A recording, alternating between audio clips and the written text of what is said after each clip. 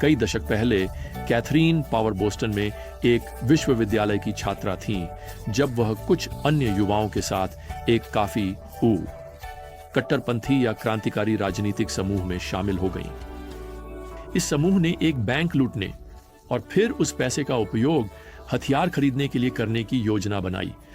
Catherine को भागने वाली कार की ड्राइवर बनना था। लूटपाट योजना के अनुसार नहीं चली जब एक साइलेंट अलार्म ने पुलिस को सूचित कर दिया और इसके बाद गोलियां चलीं और एक पुलिसकर्मी मारा गया। कैथी भाग गई। वह एक दूर के राज्य में चली गई। अगले 23 वर्षों तक वह एलिस मेटजिंगर के नाम से जानी गई। उन्होंने शादी की, एक मां बनी और एक सम्मानित नागरिक बन गई। लेकिन 44 वर्ष की आयु में कैथी पावर थक चुकी थीं, अपराध बोध से पीड़ित थीं, लगातार अवसादग्रस्त थीं और अंततः उन्होंने वही किया जो उन्हें लगा कि उनकी पीड़ा को समाप्त करने के लिए वह कर सकती है। अपने परिवार, दोस्तों, पड़ोसियों की पूरी हैरानी के लिए उन्होंने खुद को अधिकारियों के हवाले कर दिया और खुलासा किया कि वह आखिरकार एलिस मेटजिंगर नहीं थीं। बाद में जब उनका साक्षात्कार लिया गया और उनसे पूछा गया कि आखिरकार सच सामने लाने और सच बताने का उनका मकसद क्या था, तो उन्होंने कहा, मैं शर्म और अपराध बोध के साथ जीने से थक गई थी। उनकी कहानी मुझे बाइबल में सबसे प्रसिद्ध स्वीकारोक्तियों में से एक की याद दिलाती है। हम अब भजन संहिता 51 पर हैं और यह कुछ भी कम नहीं है कि दाऊद छिपने से बाहर आ रहा है और अंततः भगवान के सामने सच स्वीकार कर रहा है। अपने पाप को अपने परिवार, दोस्तों और पूरे संसार के सामने स्वीकार कर रहा है। अब इस भजन की शीर्षक में लिखा है, जब नबी नाथान उसके पास गए थे, जब वह बतशेबा के पास गया था। खैर, वह दुखद पाप हमारे लिए 2 शमूएल 12 में दर्ज है, जहां नाथान महल में आए और इस दोषी राजा के चेहरे पर उंगली उठाई और वे प्रसिद्ध शब्द कहे, तू ही वह व्यक्ति है। दूसरे शब्दों में, हम जानते हैं, भगवान जानते हैं, यह छिपने से बाहर आने का समय है। अब जब हम दाऊद के स्वीकारोक्ति भजन के माध्यम से काम कर रहे हैं, तो मैं चाहता हूं कि हम इसे समझें। 4 मुख्य शब्दों को उजागर करके जो मेरे मन में आते हैं जब मैं इस भजन को पढ़ता हूं। पहला शब्द है याचिका। दाऊद इस याचिका, इस प्रार्थना को यहां पहले पद में करता है। मुझ पर दया करो हे भगवान, अपनी अटल प्रेम के अनुसार, अपनी प्रचुर दया के अनुसार। वैसे यह स्वीकारोक्ति शुरू करने का एक शानदार तरीका है।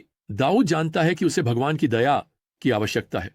दाऊद ने उन पापों को छुपा रखा था जिनमें वासना, व्यभिचार, हत्या की साजिश, पाखंड, छुपाव, शक्ति का दुरुपयोग शामिल था। मेरा मतलब है, भगवान की दया के बिना दाऊद के पास कोई मौका नहीं है। लेकिन भगवान की दया के आधार पर दाऊद अब भगवान से 3 चीजें करने के लिए कहने वाला है।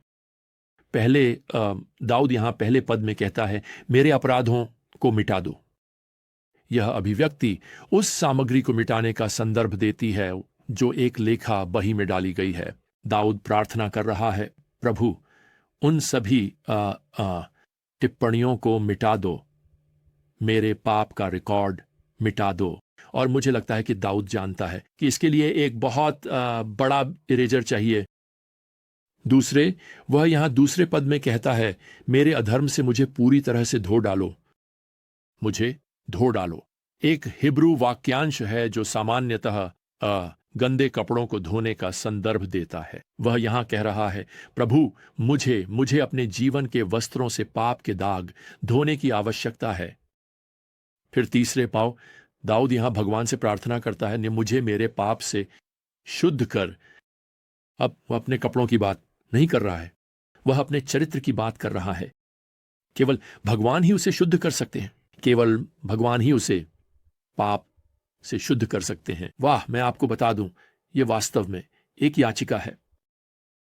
दूसरा मुख्य शब्द जो मेरे मन में आता है वह है स्वीकारोक्ति। अब इन आरंभिक श्लोकों में दाऊद बार बार अपने पापों का उल्लेख करता है। वह किसी और को दोष नहीं दे रहा है, वह बतशेबा की ओर उंगली नहीं उठा रहा है। आप जानते हैं, वह उस महल की छत को दोष नहीं दे रहा है जिसे उसने कभी नहीं बनाना चाहिए था। आप जानते हैं, उसके पिछवाड़े के आंगन के इतने पास। मुझे नहीं पता कि मैंने कितनी बार किसी को सुना है जो पाप या यहां तक कि आपराधिक कृत्य का दोषी है, कहते हुए, खैर आप जानते हैं, वह वास्तव में मैं नहीं था। खैर वह कौन था? खैर दाऊद यहां कह रहा है, वह वास्तव में मैं था, यह मैं था, मैंने यह किया। वास्तव में वह यहां 5वें श्लोक में आगे कहता है, देखो मैं अधर्म में उत्पन्न हुआ था और पाप में मेरी मां ने मुझे गर्भ धारण किया। अब दाऊद यह नहीं कह रहा है कि उसकी मां ने उसे पाप करते हुए गर्भ धारण किया। वह कह रहा है कि उसके जीवन की शुरुआत से ही, जो कि गर्भाधान है, वैसे ही वह कहता है, तब भी मैं पतित था, मैं पापी था। वैसे यह वही है जिसे धर्मशास्त्री मूल पाप कहते हैं। यह वही पतित मानव स्वभाव है जो हम आदम से विरासत में पाते हैं और हम सभी इसके साथ पैदा होते हैं।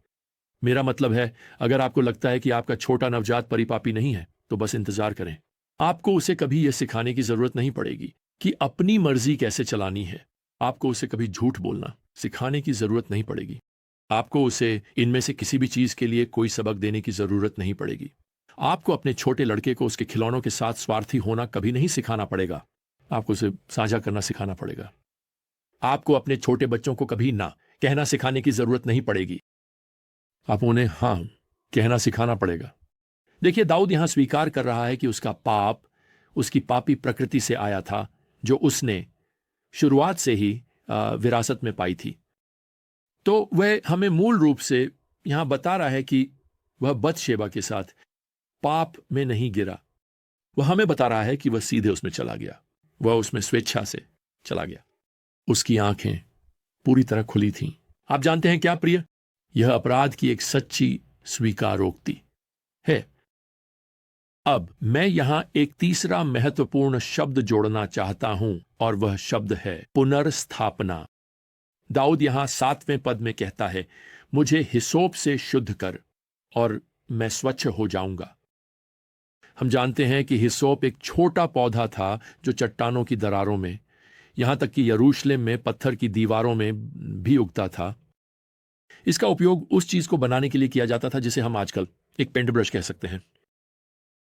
आपको याद होगा, जब भगवान ने मिस्र पर अंतिम विपत्ति की घोषणा की थी, उन्होंने इस्राएलियों को आदेश दिया था कि वे हिसोप का एक गुच्छा लें और उसे मेमने के खून में डुबोएं और फिर उसे निर्गमन 12 में दरवाजों के चौखटों पर लगाएं। यह मसीह की भविष्य की मृत्यु का चित्रण करता है। यह प्रभु के बहाए गए खून की शुद्धिकरण शक्ति का चित्रण करता है, जैसे कि यह हमारे पापी दिलों पर लगाया गया हो। तो दाऊद यहां प्रभु से त्वरित क्षमा नहीं मांग रहा है, वह वास्तव में स्थायी पवित्रता की मांग कर रहा है। और वह जानता है कि केवल भगवान ही एक दोषी पापी को शुद्ध कर सकते हैं। दाऊद यहां पद 10 में लिखते हैं, हे भगवान, मुझ में एक शुद्ध हृदय उत्पन्न कर और मुझ में एक सही आत्मा को नवीनीकृत कर।